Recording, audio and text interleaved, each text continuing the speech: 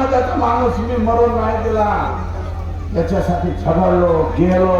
इथं सुंदर आहे, विचारा. मला अर्ध्या रात्रीचा ट्रान्सपोर्टच्या बिझनेस मध्ये मेजर आमच्या वंजारी समाजाचे पोर आहेत का नाही? गरजे आहे. अहो मलाच फोन करते, मीच जातो. कुठले काय काय तर आमचे आता काय जरा रगेलच आहेत ना आमचे लोक. ऊसा तोडायच्या ऐवजी म्हणतात बरं एक गाडी घ्या, 2 गाडी घ्या, 3 गाडी घ्या. ते घेतलं महेंद्र टाटा नागेश्वरी काय बोलले, नागेश्वरी काय बोलले, झेपड्या खाली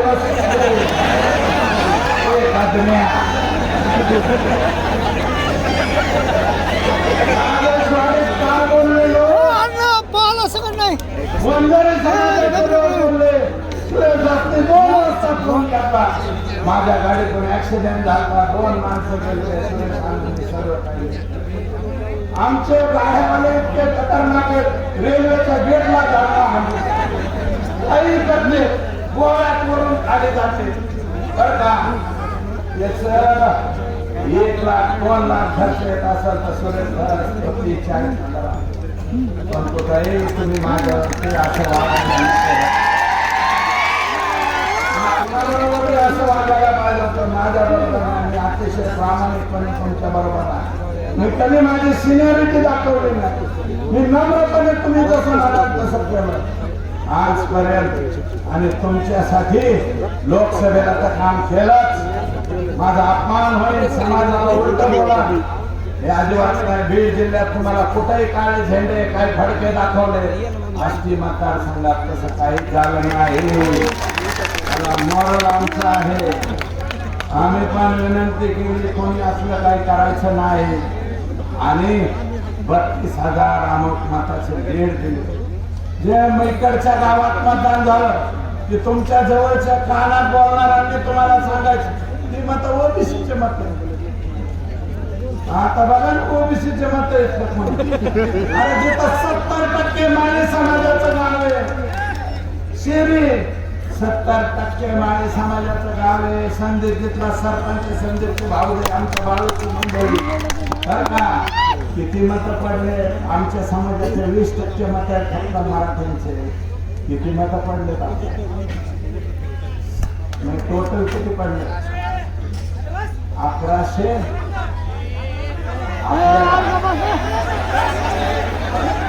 एक मिनिट आम्हाला फक्त शिरी गावाकडून 850 मत आम्हाला आहेत. धोंडे साहेबांना 300 मत आहेत. जिथं 70% माळी समाज आहे, मराठा समाज 20% आहे, अदर 10%. तिथं मत सुरेश असलं किती? 850. आणि सतत तुम्ही म्हणले हा देवेंद्र फडणवीसचा उमेदवार आहे, देवेंद्र फडणवीस. म्हणजे आयडिया तुमची अशी होती, तुमचे मत काढून घ्यायचे आणि मराठ्याच्या लोकांनी मला फडणवीसचा उमेदवार याला टाका पाड. म्हणजे मी इकडून मोकळा, तसं झालं नाही. मी तिकडे मी मोकळा नाही झालो. संबंधित माझ्या दूध समाज आहे. माझे 3-3 हजार लिटर दूध असलेले हे तिकडं वर 3-3 हजार लिटर दूध असलेले काही चेअरमन आहेत माझ्या बरोबर. त्यांनी मत नाही दिले. खलाटवाडे तर मलाच पाडणार ना बर का. आणि त्यांना वाटलं मराठा समाजाचे माग सुद्धा आम्ही प्रामाणिकपणे दिले. जर आकडेवारी काढा आणि आता सुद्धा तुम्हाला वाटलं तुम्ही आमच्या उमेदवार असा नरेंद्र पसरवल्यावर इकडचा समाज मत नाही देणार. दिले मत दिलेले. आणि माझं मत असं आहे, बघून बोललो मला पंकुताई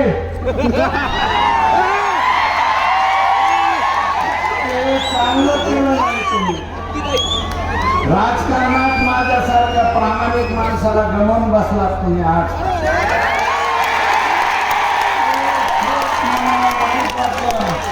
माझ्याला पिळवून टाकून इतकं वाईट वाटलं. माझ्या विरोधात कोण माझ्या विरोधात कोण नव्हते यायला पाहिजे. मी तुमचा मान सन्मान राखला. नगरपंचायतीला सुद्धा तुम्हाला एकट्यांना बोलवलं, सगळं श्रेय तुम्हाला दिलं. या नगरपंचायतीत बघा, अहो जिल्ह्यात शहरात कुठं सगळीकडे तुम्ही मायनस आहात. आष्टीमध्ये प्लस, गाड्यात प्लस, शिरूरमध्ये प्लस तुम्ही आहात, पाटोद्यात सुद्धा प्लस तुम्ही आहात.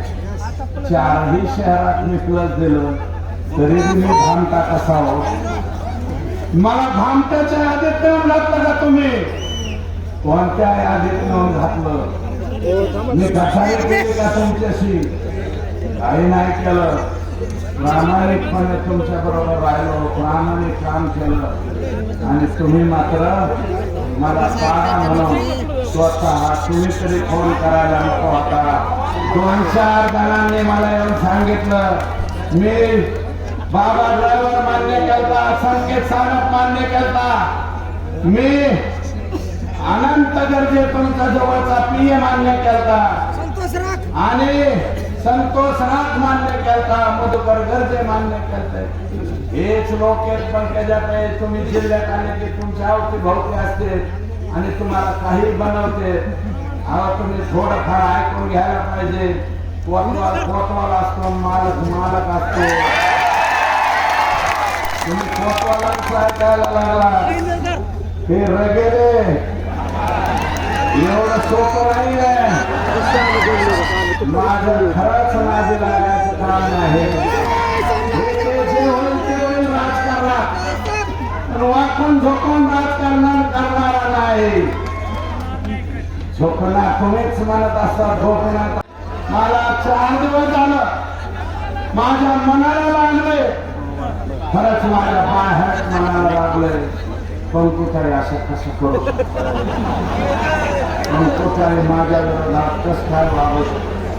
माझ्या विरोधात आदेश कसं काय देऊ शकता? तुम्ही राष्ट्रीय भारतीय जनता पार्टीच्या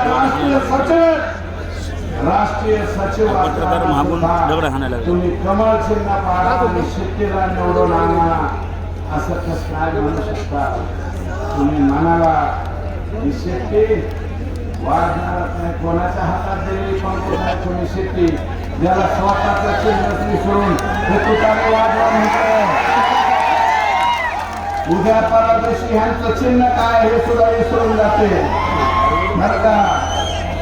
आणि पुढे सुद्धा तयारीला लागा यांच्या बरोबर.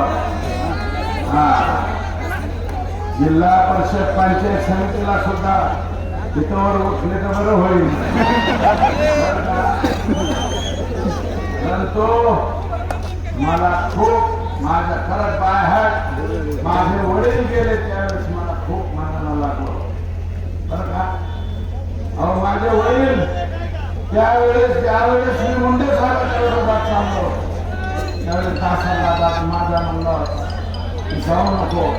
पंडित आणि त्यांची दोघांची दोस्ती फार वेगळी होती. माझे वडील नको म्हणलं. शिवाजी नाकाडे जिल्हा परिषदेचे सदस्य भाऊ तुम्ही होते, म्हणले होते आपण दादागिरी करू, जाऊ करू. मी म्हणलं एकदा आपण दादागिरी करू, पण आयुष्यभर हा टेकूर आपल्यावर राहील. वंजारी समाजाचा म्हणून असं काम. शिवाजी नाकाडेंना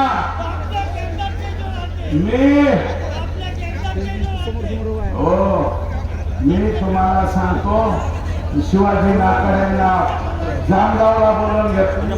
माझ्या बापाने बांधलेल्या मंदिराच्या तिथं बोलवून म्हणलं शिवाजी माझ्या बरोबर यायचे का मुंडे साहेबा बरोबर राहायचं? ते म्हणला मी मुंडे साहेबा बरोबर.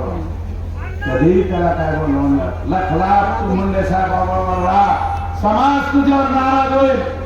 वंजारी समाज आक्रमक आहे, तुझ्यावर नाराज होईल, माझ्या बरोबर येऊ नको. पण रावसाहेब शिरसाट हा जरी वंजारी समाजाचा होता तरी तो माझा जिल्हा परिषद सदस्य माझ्या घरात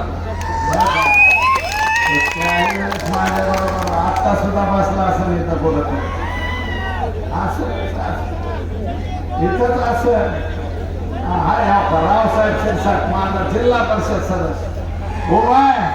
अरे खरं तर मी याला जिल्हा परिषद अध्यक्ष करायला पाहिजे होतं रे. बिनकामाचं ठेवणाऱ्या त्याला मी जिल्हा परिषद केला म्हणतो प्रवेश करतो इकडं तिकडं. अरे लाज वाटली पाहिजे तुला. एक मोटरसायकलवर हिंडत होता तो आणि मी जिल्हा परिषद माझ्या भावाने गल्लोऱ्यांनी दगड खाल्ले.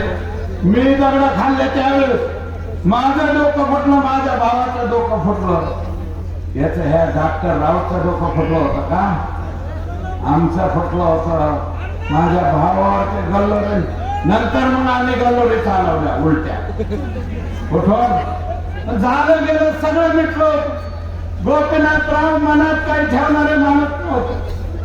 मी जरी लोकसभेची निवडणूक मंडळ साहेबाच्या विरोधात चालले होते. कुठं वाकायचं कुठं झुकायचं हे गोपीनाथरावांनी आम्हाला शिकवलं. या कानाने कोणी चुगली केली तर या कानाने सोडून द्यायचे सुरेश, हे मला त्यांनी सांगितलं. आजही तेच करतो. जरी कोणी कागड करत मी कोणाचे वाटोळे करत नाही बरं का. आणि कुठं गोपीनाथरावांच्या हाताखाली वागलो मी, पण त्याच्यात आहे पण कुठं आहे तुम्ही चांगलं नाही. आई शपथ चांगलं नाही बरं का. हो हे बरं नाही केलं. आणि आम्ही तुम्हाला आता तरी विश्लेषण करा. आता तरी की तुम्हाला लोणी सय्यदमेर या गावामध्ये लोणी सय्यदमेर कोण आहे? लोणीचा वर हात बघा इथे एवढे लोक. लोणी सय्यदमेर जिल्हा परिषद गटात, जिल्हा परिषद गटात एक सुद्धा वंजारी समाजाचं मतदान नाही. एक मतदान नाही. दरेकर नाना सुद्धा तिकडे काम करीत होते. नाना तिथं करीत होते का नाही नाना? फक्त 8 मत बजरंग बाप्पाला जास्त. किती बरं सांगा ना.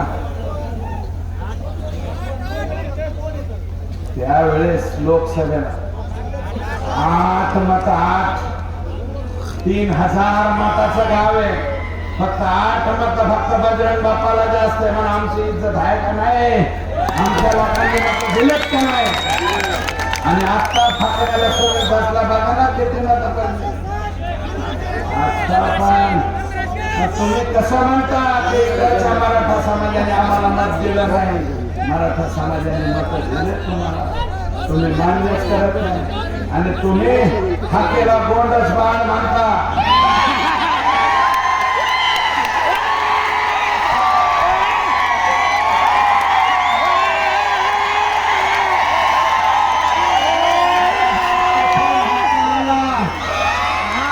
कुठून हाते आणला हा? येतो भीमराव धोंडेला निवडून आणतो, पुढे फसला पाडतो. हाके तुम्हाला माहित नसाल 2 जिल्हा परिषदचे अध्यक्ष धनगर समाजाच्या करणारा सुरेश हाके,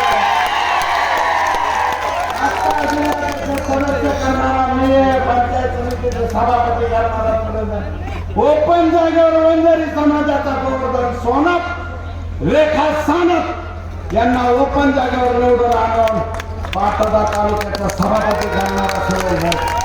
तुम्ही आम्हाला ओबीसीचं ज्ञान शिकवणार आणि 11 वेळा येतो हाके उडून येतो.